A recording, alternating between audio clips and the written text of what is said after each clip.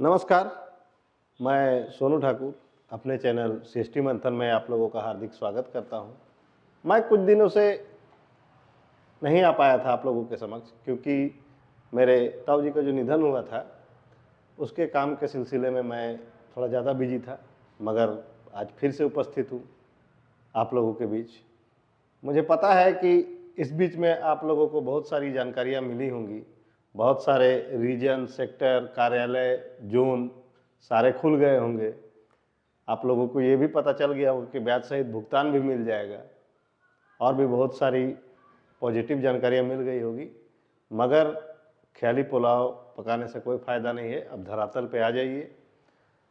आज हम लोग जानेंगे इस वीडियो में कि अभी जो चुनाव झारखंड में हुए थे तो बीजेपी की क्या कमी रह गई और जेएमएम क्यों जीत गया। आखिर सहारा जो निवेशक थे वो किस तरह इस चुनाव में अपना रोल अदा किए हैं कि बीजेपी को नुकसान हुआ। और कुछ जानकारियां ऐसी भी होती हैं जो जानना जरूरी है। तो आज मैं आपको ये भी बताऊंगा कि आंख बंद करके किसी पे भरोसा मत कीजिए, वो प्रूफ के साथ बताऊंगा। तो वीडियो में लास्ट तक बने रहिएगा, स्किप मत कीजिएगा। और एक रिक्वेस्ट है कि जो चैनल में नए हैं वो प्लीज़ चैनल को सब्सक्राइब कर लीजिएगा, बेल आइकन को प्रेस कर लीजिएगा, ताकि जो भी नई जानकारियाँ रहे उसका नोटिफिकेशन सबसे पहले आप तक पहुंच जाए। तो चलिए वीडियो को स्टार्ट करते हैं। सबसे पहले हम लोग बात करेंगे कि आखिर सहारा निवेशक बीजेपी से क्यों नाराज थे और क्यों उन्होंने बीजेपी के अगेंस्ट वोट किया, और जिसका नतीजा ये हुआ कि बीजेपी बहुत जगहों से बहुत बुरी तरह से हार गई। सबसे पहला चीज़ ये है कि अमित शाह जी की जो सभा हो रही थी उसमें सबसे पहला जो कारण है, मुझे लगता है कि जो उनके द्वारा कहा गया कि हम पाई पाई का भुगतान करेंगे, इससे भी इन्वेस्टर जिन लोगों ने सहारा में निवेश किया है और जो एजेंट हैं वो थोड़ा दुखी हो गए, क्योंकि पाई पाई की जगह अगर वो कहते कि हम लोग इस प्रयास में हैं कि सारे निवेशकों का ब्याज सहित भुगतान करेंगे, तो मुझे लगता है रिजल्ट कुछ और होता। क्योंकि केवल मूलधन लेने के लिए सर सहारा में किसी ने पैसा जमा नहीं किया है, सबों ने इस आस में जमा किया है कि उनको मूलधन और ब्याज दोनों मिले। तो सबसे पहला कारण मुझे लगता है कि ये है। दूसरा जो एक कारण है कि अमित शाह जी के द्वारा बोला गया वैध निवेशकों को हम पैसा देंगे। तो सहारा में जिन लोगों ने भी पैसा जमा किया है कोई अवैध नहीं है।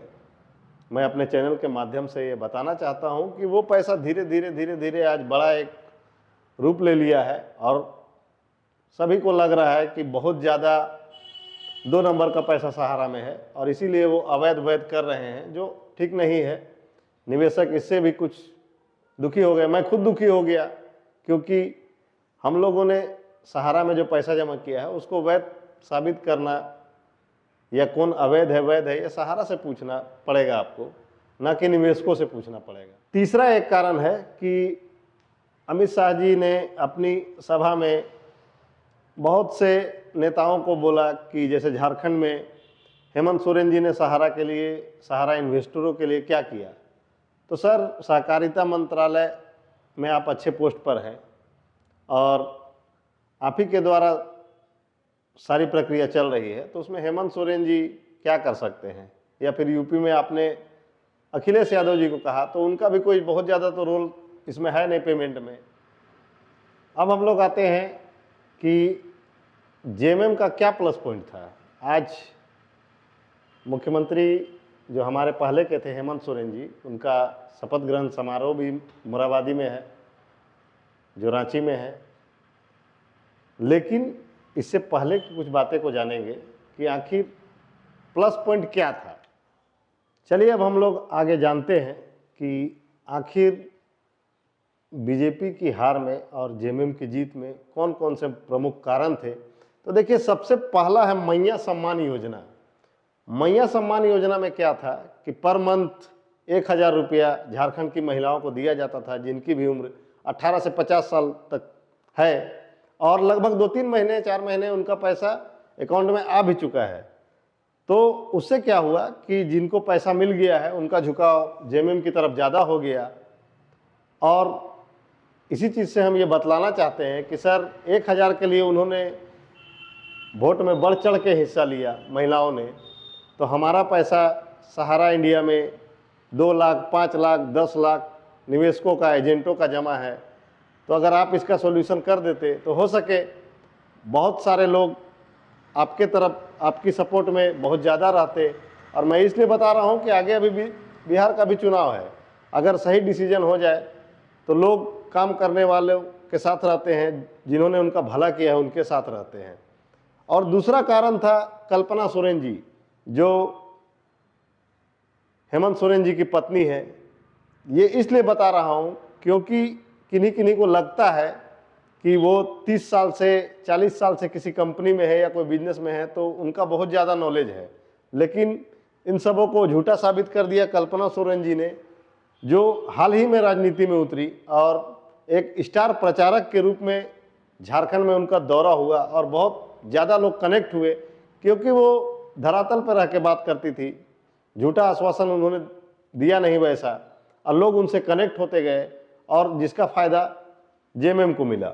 और तीसरा एक कारण था जयराम महतो। जयराम महतो के बारे में भी इसलिए बता रहा हूँ क्योंकि बहुत लोगों को लगता था कि ये जीन्स पहनने वाला, ट्राउज़र पहनने वाला, टी शर्ट पहनने वाला क्या राजनीति में करेगा, लेकिन जयराम महतो ने ये साबित कर दिया कि उम्र से कोई लेना देना नहीं है। जिनकी सोच ऊपर रहेगी, जो ज़्यादा दूर तक समझ पाएंगे, उनका रिजल्ट बढ़िया आएगा। और जयराम महतो अभी डुमरी सीट से विधायक बन चुके हैं।